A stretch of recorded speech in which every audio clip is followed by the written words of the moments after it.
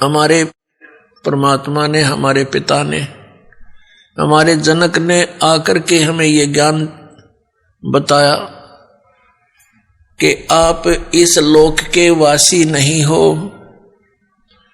आप यहाँ के रहने वाले नहीं हो, और जिन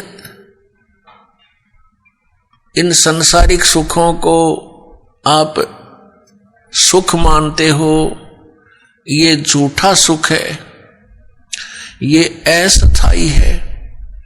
आप जी को यहाँ रोके रखने के लिए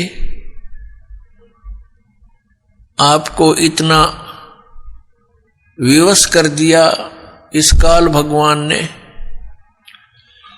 अपने तीनों पुत्रों को, ब्रह्मा जी को रजगुण युक्त बना दिया, विष्णु जी को सतगुण युक्त बना दिया, और शंकर जी को, शिव जी को तमोगुण युक्त बना दिया। और इनके अंदर से निकल रही वो तरंग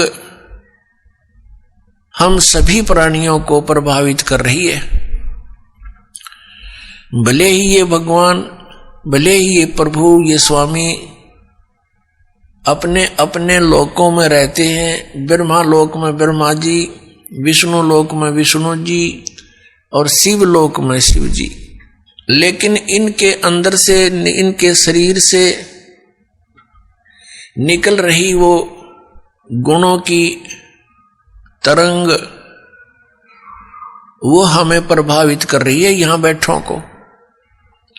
इन भगवानों के अंतर्गत, इन स्वामियों के अंतर्गत 3 लोक आते हैं। ये पृथ्वी लोक, ऊपर स्वर्गलोक और नीचे पाताल लोक।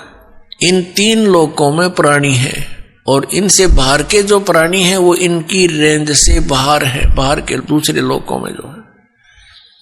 इन 3 लोक के प्राणियों को ये तीनों प्रभावित रखते हैं। इनकी इतनी रेंज है, वहां तक इनका प्रभाव बना रहता है। जैसे रसोई के अंदर मिर्चों का छौंक लगाया जाता है, तो वो मूल वस्तु, जो साकार वस्तु मिर्च रसोई में विद्यमान है, उसका छौंक लगा, उस छौंक से निकली हुई तरंग दूसरे कमरों में, दूसरे कक्षों में पहुंची, और वहां बैठे व्यक्तियों को भी छींकें आने लगी।